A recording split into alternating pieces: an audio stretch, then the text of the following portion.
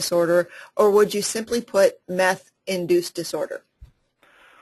Well, in that example, if you see on the screen, you'll notice there, for example, alcohol intoxication with use disorder severe. So that's an example of where somebody has alcohol intoxication with alcohol use disorder. And you could have the same with somebody could have a methamphetamine-induced psychosis with methamphetamine use disorder. Now, you could have a methamphetamine-induced psychosis, but it was just somebody who used at a party and they're not addicted to methamphetamine.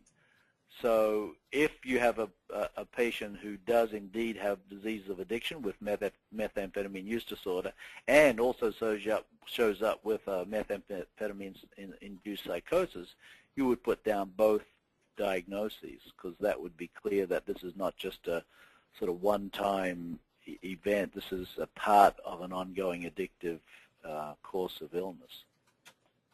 Okay. Thanks, Dr. Mealy. I think we have time for one or maybe two more.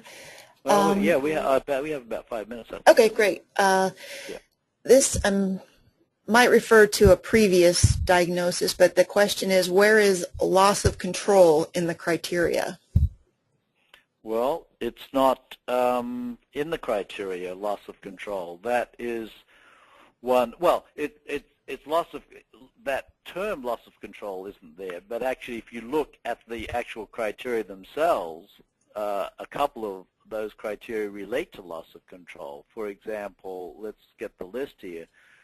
Use in larger amounts longer than intended. That's a loss of control issue.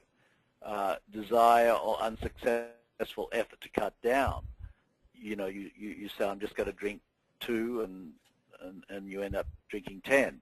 Or you say, I'm just going to drink 1, so if you on the first criterion you said I'm only going to have 1 drink and you have 10, that's criterion 1, that's loss of control.